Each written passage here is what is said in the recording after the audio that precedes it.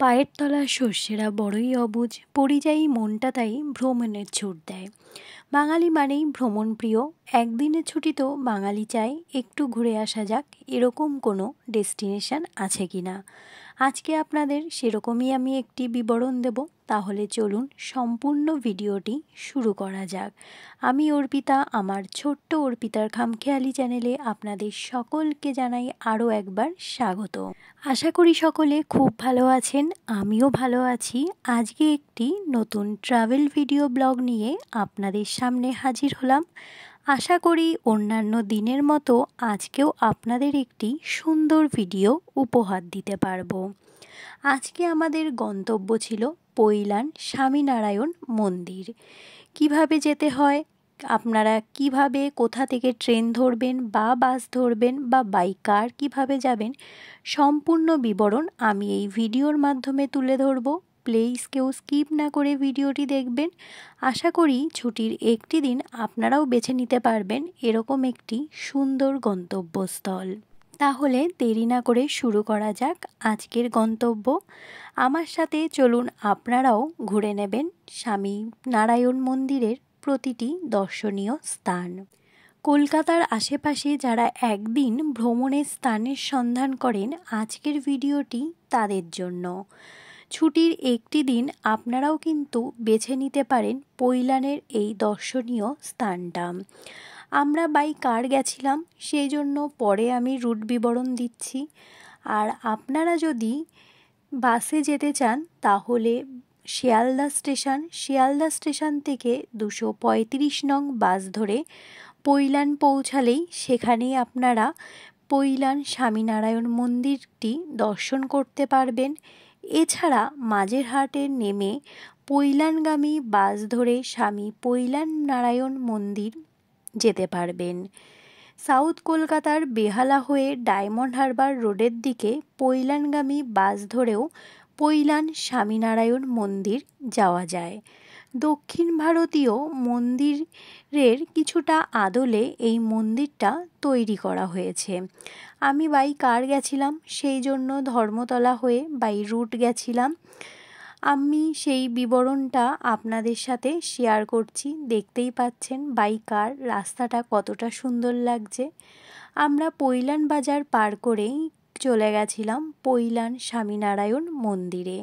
পৈলান বাজার থেকে খুব বেশি দূর নয়। যদি আপনারা বাই কার যান তাহলে কিন্তু আপনাদের জন্য পার্কিংয়ের প্রচুর বড় এরিয়া আছে।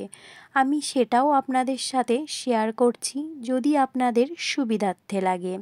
এছাড়া বাই ট্রেন বাই বাস আপনারা যেতে পারেন। এখানে যোগাযোগের কিন্তু ব্যবস্থা যথেষ্ট ভালো। দেখতেই পাচ্ছেন এটা হলো পার্কিং জোন এরিয়া, কতটা বড় পার্কিং জোন এরিয়া। আর যেহেতু আমরা সানডে গেছিলাম, এখানে কিন্তু সানডেতে প্রচণ্ড ভিড় হয়।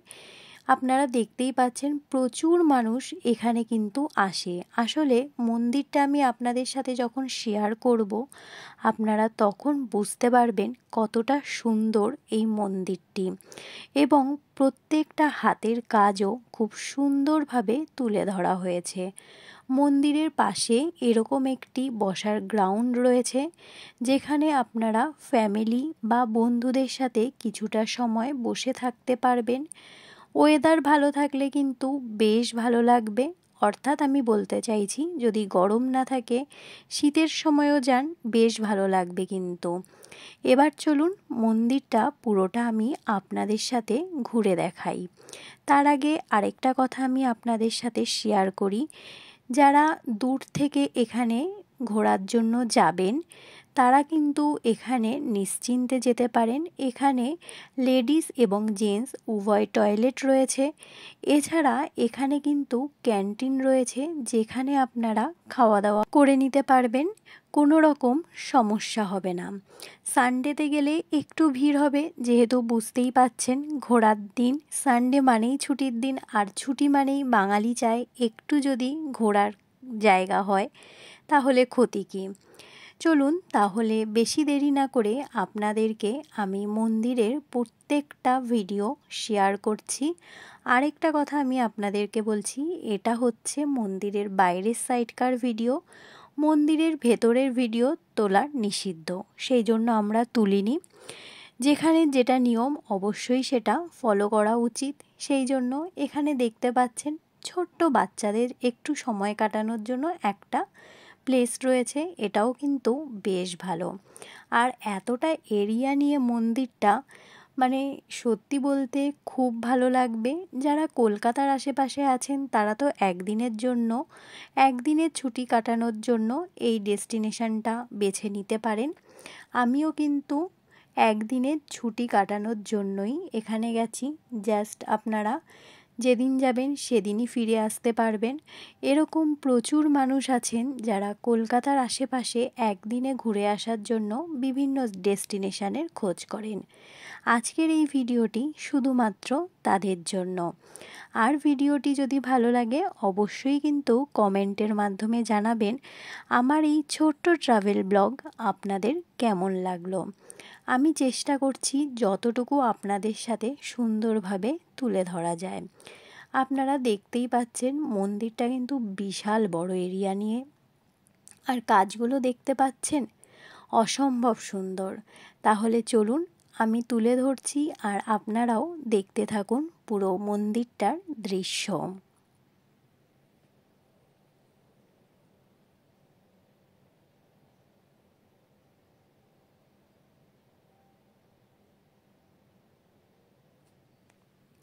সকল দর্শক বন্ধুদের কাছে একটি অনুরোধ, প্লিজ একটি লাইক দিয়ে ভিডিওটি কন্টিনিউ করবেন। আপনাদের একটি লাইক আমার কাছে অনেক গুরুত্বপূর্ণ। মন্দিরটা দেখতেই পাচ্ছেন আমি সাইড থেকে আপনাদের কাছে তুলে ধরছি। কতটা সুন্দর কাজ আপনারা হয়তো বুঝতেই পাচ্ছেন।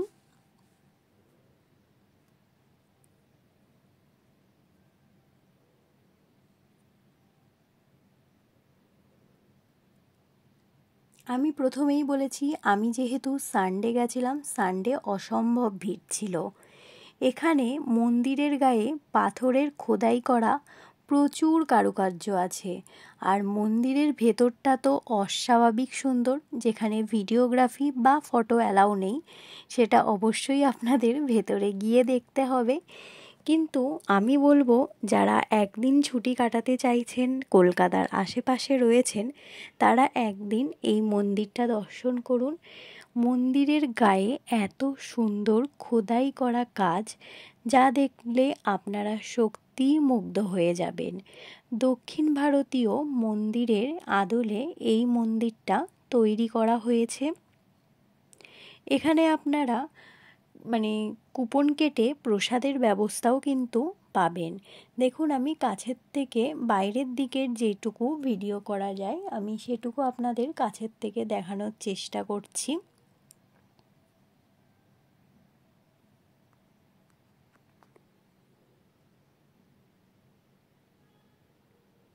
আমার তো বেশ ভালো লেগেছে। আপনাদের আমার সাথে এই ছোট্ট ট্রাভেল ব্লগ কেমন লাগবে সেটা কিন্তু অবশ্যই কমেন্টের মাধ্যমে জানাবেন। তাহলে আমি চেষ্টা করব কলকাতা আশেপাশে একদিনের ডেস্টিনেশন আপনাদের সাথে তুলে ধরার। যদি আপনাদের একটু সুবিধার্থে লাগে, অনেকেই তো ভ্রমণ প্রিয় মানুষ আছেন, একদিনের জন্য ছুটি কাটাতে চান। অনেকের হাতেই ছুটি কম, 2-3 দিন ঘোরার জন্য সেভাবে অফিস ছুটি পাওয়া যায় না। আমি আপনাদের সাথে কিছুটা শেয়ার করব একদিনের ডেস্টিনেশন। আজকে আমি এই পৈলান স্বামীনারায়ণ মন্দিরের ভিডিও তুলে ধরেছি একদিনের ডেস্টিনেশন হিসেবে। আপনাদের কেমন লেগেছে অবশ্যই জানাবেন। এটা হলো রাত্রের দৃশ্য, সন্ধে হয়ে যাওয়ার পর কিন্তু অসম্ভব সুন্দর লাগে। দেখতেই পাচ্ছেন জায়গাটা একদম মনোমুগ্ধকর। এখানে বসে থাকলেও আপনাদের একটা আলাদাই শান্তি হবে। আর দেখতেই পাচ্ছেন এই যে পাশের যেই জায়গাগুলো, এখানে কিন্তু প্রত্যেকটা জায়গায় বসারও ব্যবস্থা আছে। সন্ধেবেলার দৃশ্যটা তো অসম্ভব সুন্দর, আমার তো বেশ ভালো লেগেছে। আমার আজকের এই ভিডিও আপনাদের কেমন লেগেছে অবশ্যই কমেন্টের মাধ্যমে জানাবেন। আপনাদের কমেন্ট আমার কাছে অনেক গুরুত্বপূর্ণ। তাহলে আজকের ভিডিওটি এখানেই শেষ করছি। অন্য কোনো দিন অন্য কোনো ভিডিওর সাথে দেখা হবে। ততক্ষণ সকলে ভালো থাকবেন, সুস্থ থাকবেন, নিজেদের খেয়াল রাখবেন।